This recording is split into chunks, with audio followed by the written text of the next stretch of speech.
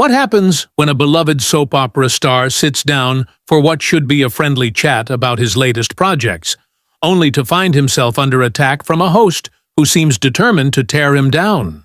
Today, we're diving into one of the most shocking moments in daytime television history, when Mark Consuelos found himself in an unexpected battle of words that left everyone stunned. You won't believe how this interview spiraled out of control, and the moment that made Mark finally say, "Enough is enough." Make sure to subscribe and drop a comment below, because this story will have you questioning everything you thought you knew about live television. The morning started like any other at the View studio.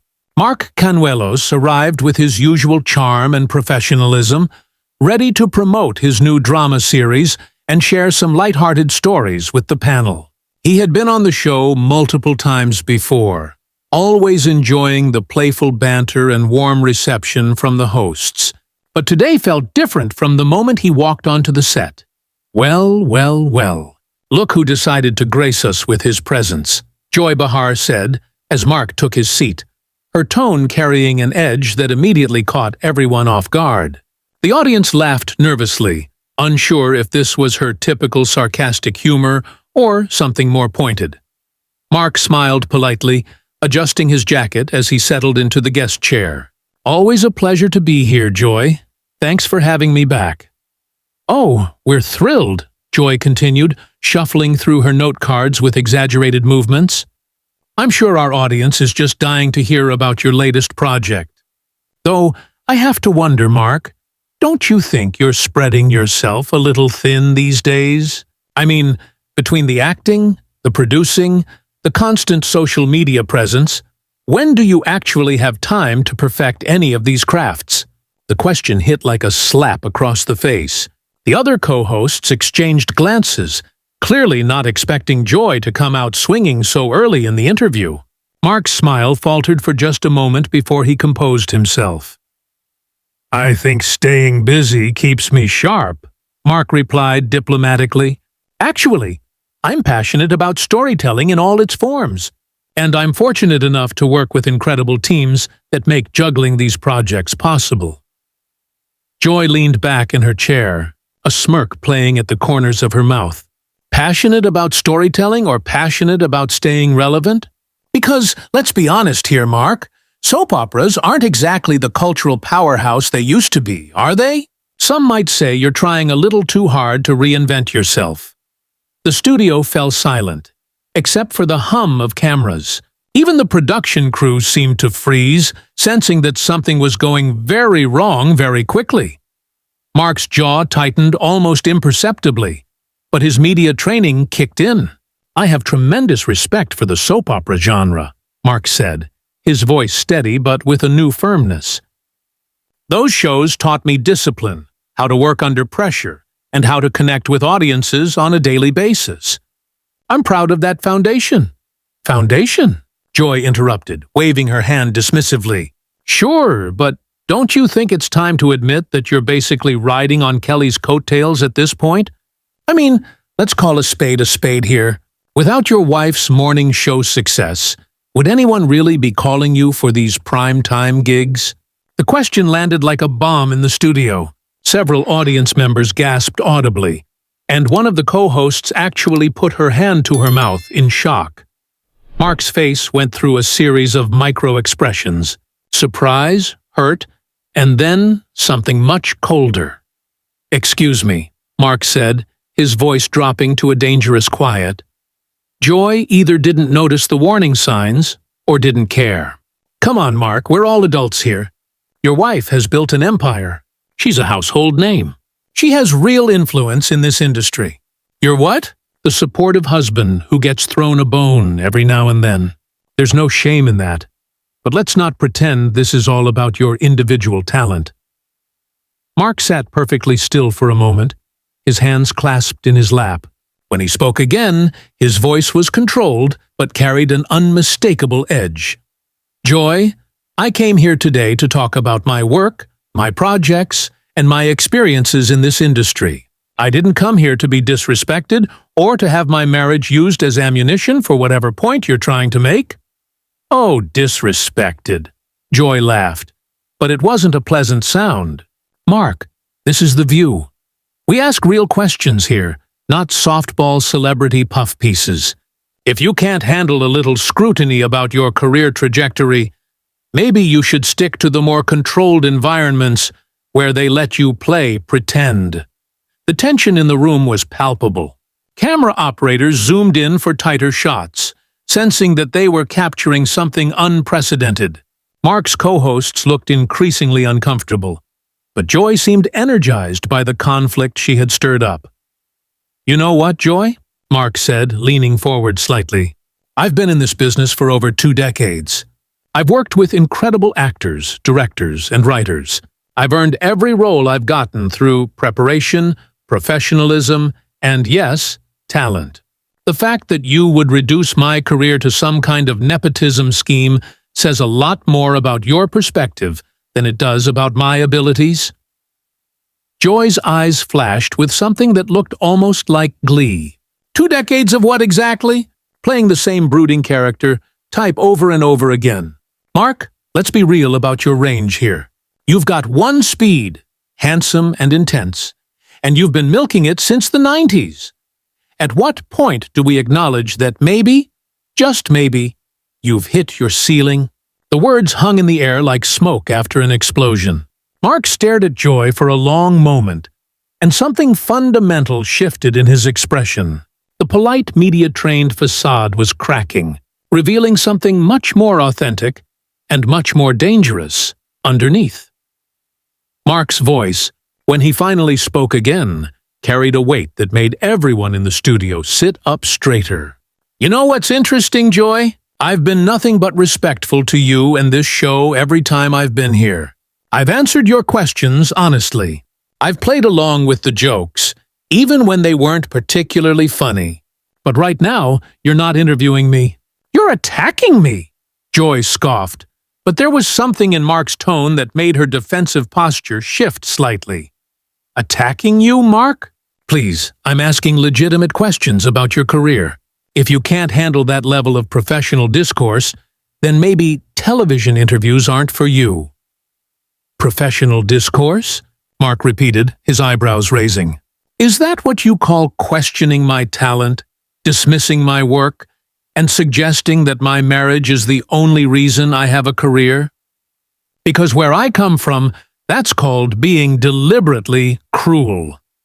The other co-hosts were now visibly squirming in their seats.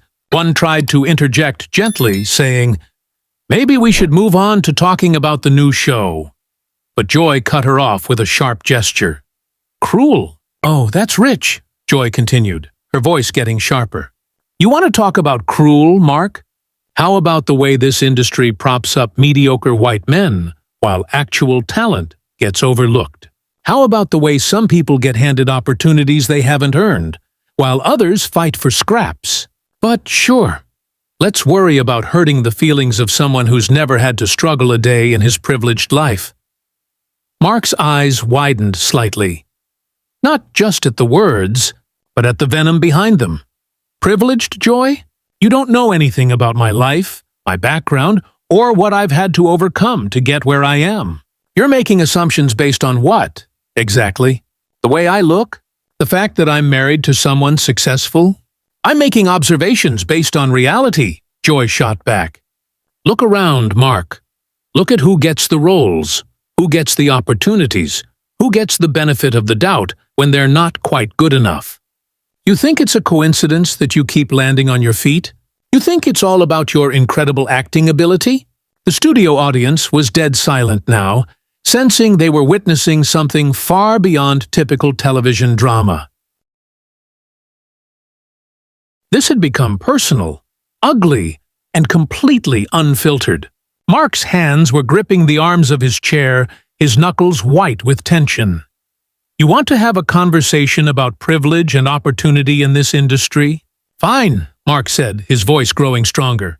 "But don't you dare sit there and pretend like you know my story or like you've somehow appointed yourself the judge of who deserves what. You want to talk about people getting opportunities they haven't earned. How exactly did you earn the right to tear down a guest on your own show?" Joy's face flushed red. whether from anger or embarrassment wasn't clear. I earned my place here by speaking truth to power, by not backing down from difficult conversations, by refusing to participate in the celebrity worship that passes for journalism these days. If you can't handle someone questioning your narrative, that's your problem, not mine. Questioning my narrative? Mark's voice rose slightly, the first crack in his controlled demeanor. You're not questioning anything, Joy. You're attacking me personally. You're insulting my work, and you're doing it with a smile on your face, like it's some kind of public service. This isn't journalism. This is bullying with cameras rolling. Joy leaned forward aggressively, her eyes blazing. Bullying? You want to see bullying, Mark? Bullying is when people like you take spots that should go to more deserving artists. Bullying is when the industry rewards pretty faces over actual talent. Bullying is when someone gets multiple chances to fail upward, while others never get a first chance. So, excuse me if I'm not impressed by your sob story about being held accountable for once in your life. The words hit Mark like physical blows. His composure, which had been hanging by a thread, finally began to completely unravel. When he spoke again, his voice was quiet, but filled with barely contained fury. You know what, Joy? I came here as a professional, as a guest on your show, showing you the same respect I would show any colleague in this industry. But you've made it clear that respect isn't something you're interested in giving or receiving. You want to make this personal. You want to attack my character, my marriage, my entire career. Fine. But don't pretend this is about journalism or holding people accountable. This is about you taking out whatever anger you're carrying on someone who can't fight back without looking like the bad guy. Joy's expression had shifted from smug satisfaction to something harder to read. But she wasn't backing down. Can't fight back? Mark, you're a grown man with a platform and a voice. Use it. Defend yourself. Prove me wrong. Show me this incredible talent that supposedly justifies all these opportunities you've been given. Because right now, all I'm seeing is someone who folds under the first real pressure he's ever faced. Mark stood up abruptly, the sudden movement causing his chair to scrape loudly against the studio floor. The sound cut through the tension like a knife, and several people in the audience actually jumped. The camera zoomed in automatically, capturing every nuance of his expression as he towered over the panel. You want to see me defend myself? Mark said, his voice now carrying real menace. Here's your defense, Joy.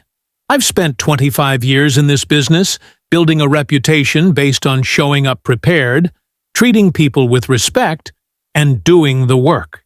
I've never once used my platform to tear down another professional the way you're tearing down me right now. I've never hidden behind the guise of tough journalism to justify being cruel to someone who trusted me enough to sit in a vulnerable position and answer questions honestly.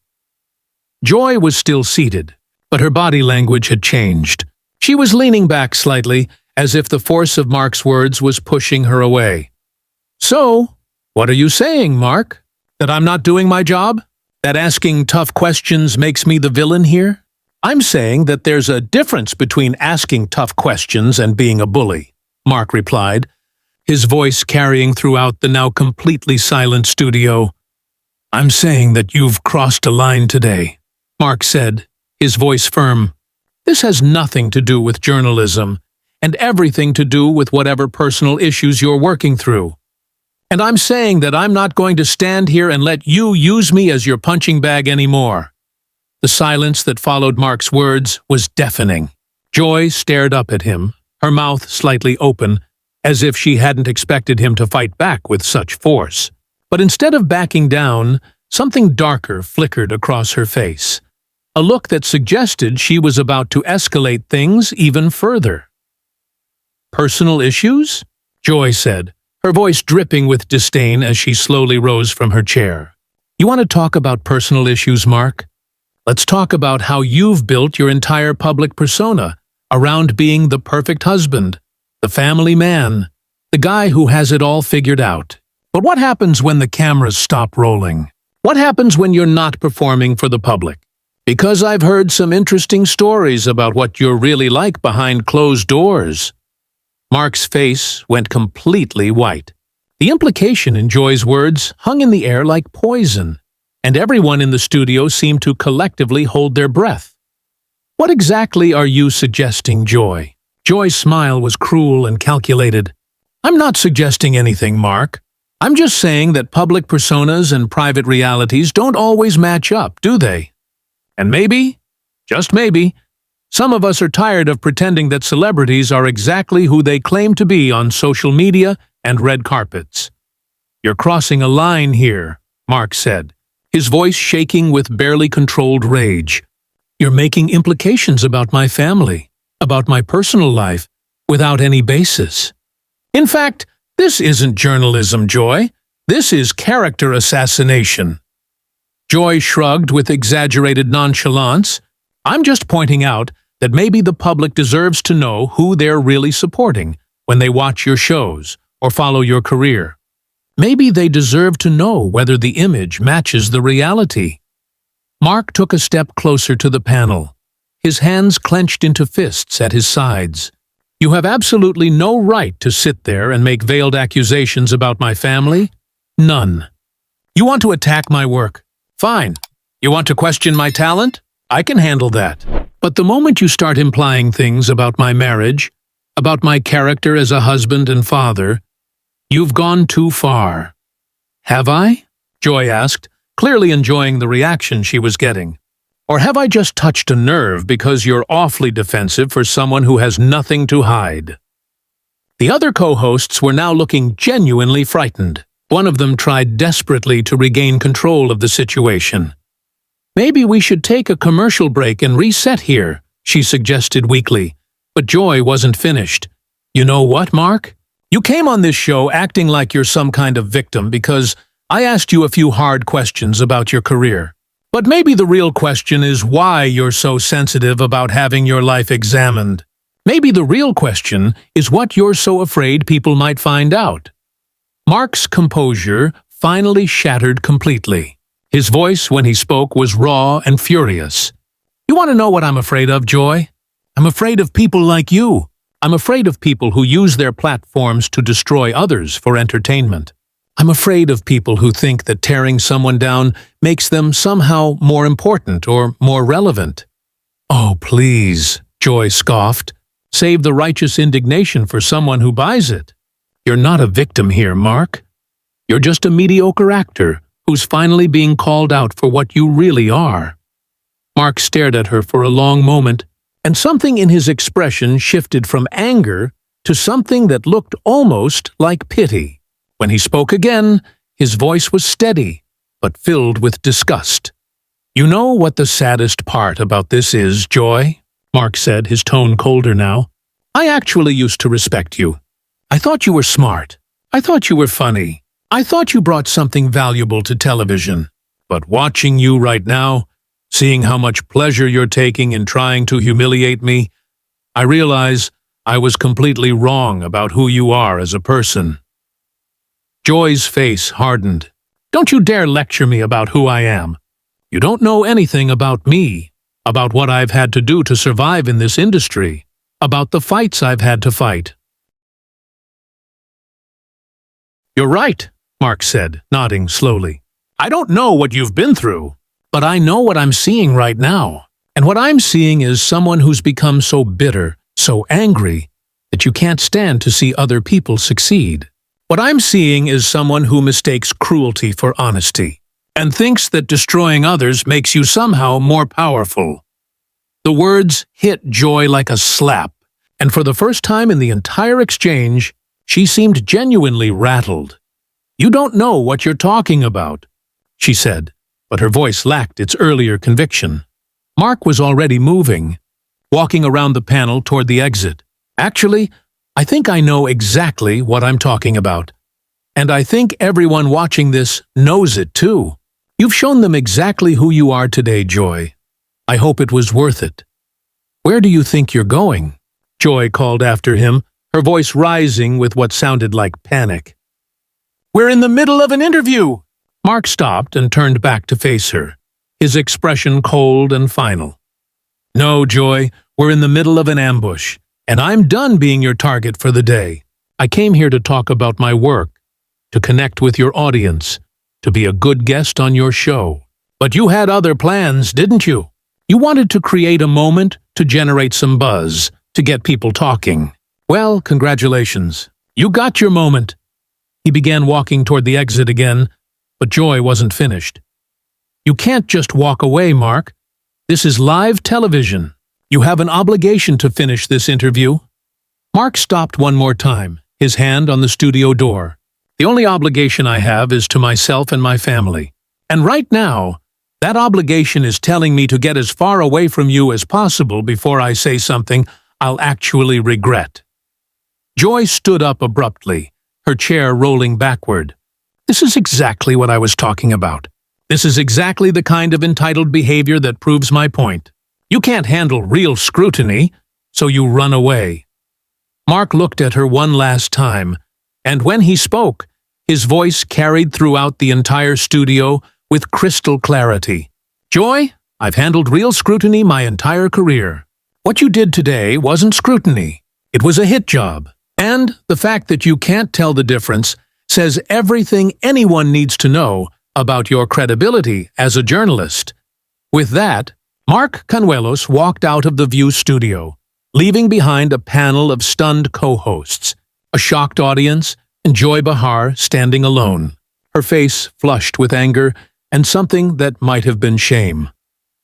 The cameras continued rolling, capturing every second of the aftermath as the reality of what had just happened began to sink in for everyone involved.